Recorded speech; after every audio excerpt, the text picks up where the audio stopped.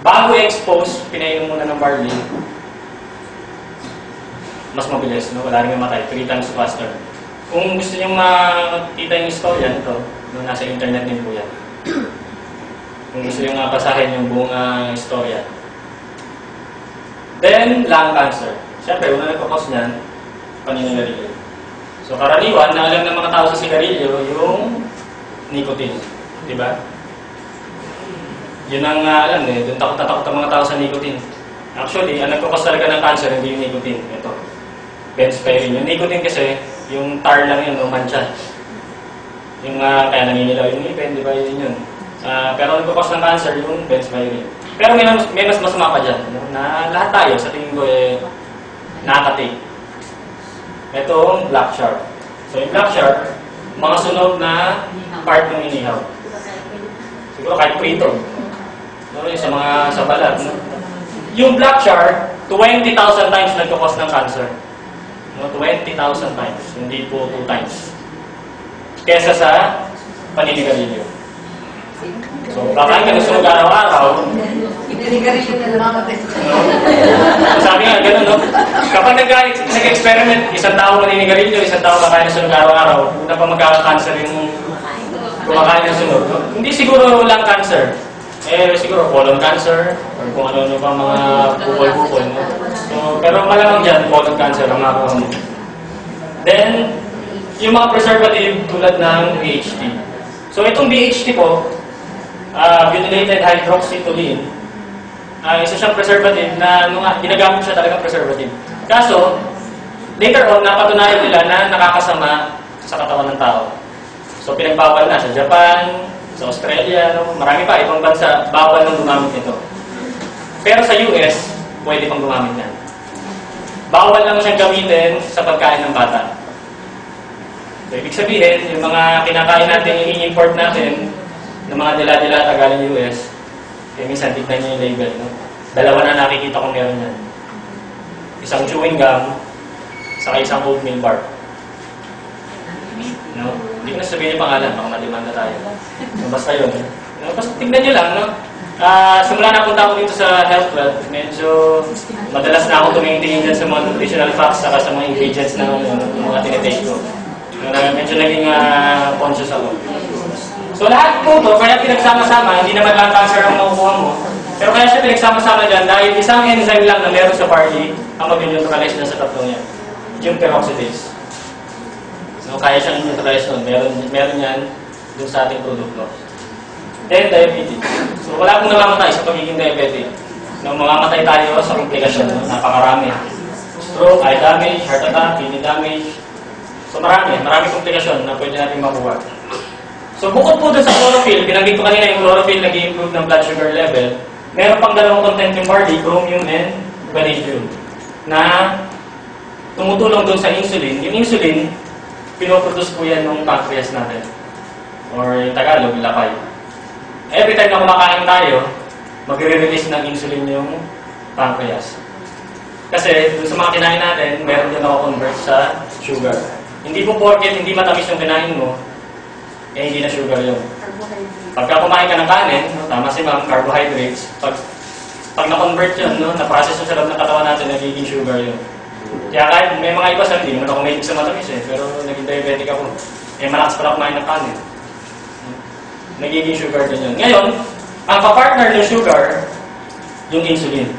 Para makapasok doon, kunyari yun yung cell, yung insulin sa kanyang sugar, sabay silang papasok. Kapag walang kasabay na insulin, may hirapan siya makapasok. Or kung kulang ang insulin, mas marami na sugar, konti sugar lang makakapasok. Yung pang sugar, naiiwan sa dugo. Kaya tumataas yung blood sugar. Diba? Diabetic ka na. Ngayon, yung chromium and vanadium, tinutulungan yung insulin para mas mag-work siya ng mas maganda. So, dun sa mga ibang food supplement na binabanggit sa TV, na pang mga diabetic na supplement, meron yan. Kung pansinin niyo yung mga food supplement sa TV, pinapakita yung chromium at vanadium.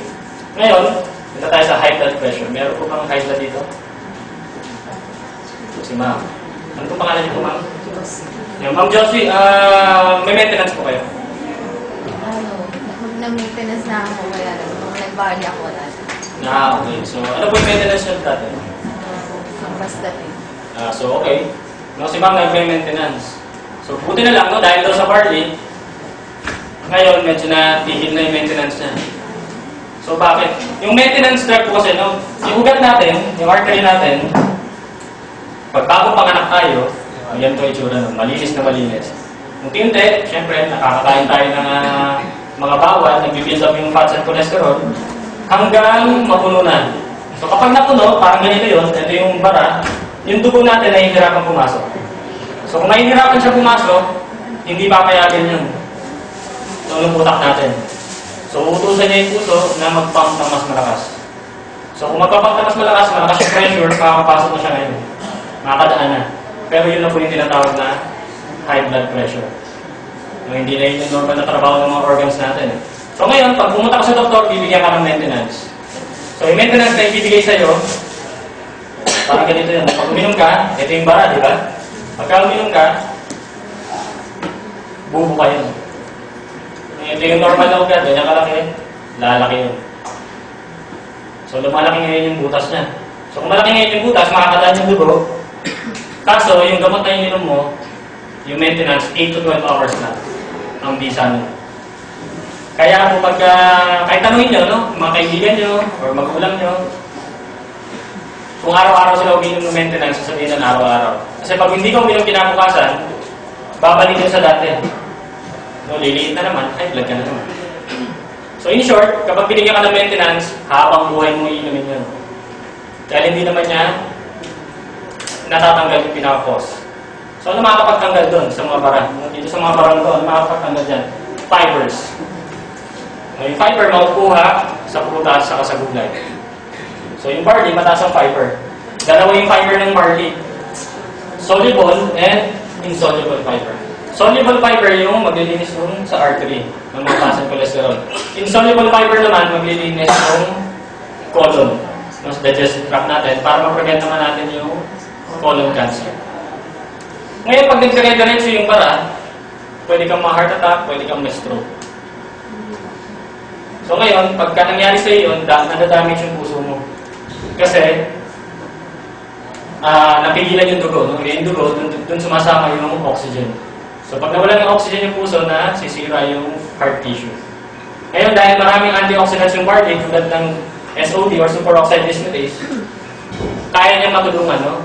Ma-repair yung mga heart tissues. No? Then makapansin nyo, sa mga pasyente nyo na stroke, mabilis yung recovery nila. Marami nang natulungan yung barley ng mga stroke patients.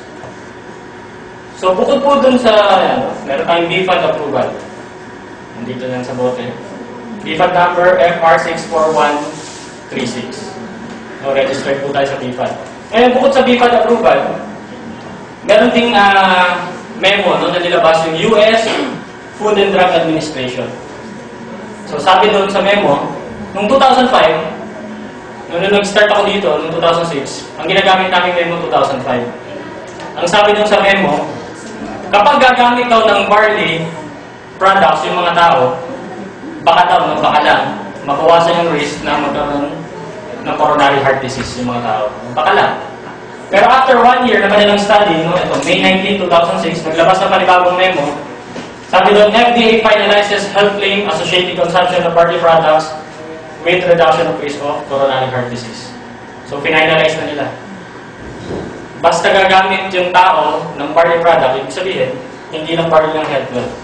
So, marami pang barley products sa iba-ibang bansa. So, basta may barley, ang ginagamit mo, mapabawasan yung risk na magkaroon ng coronary heart disease. Then, kilala niyo si Oprah. So, sa website niya, sabi ko kanina, maraming antioxidants na nakaka-delay ng pagtanda. So, sa website ni Oprah, piniture po minsan, yung 10 superfoods for age-defying beauty. 10 superfoods for age-defying beauty. In Tagalog, ang Tagalog. 10 pagkain para sa kagandahang walang kupas. Mas maganda. Mas maganda pakinggan yung Tagalog. So, doon sa 10 pagkain na nabanggit, dalawang beses binanggit yung barley doon. Una, yung kanyang grains. Pwede rin gawing breakfast cereals.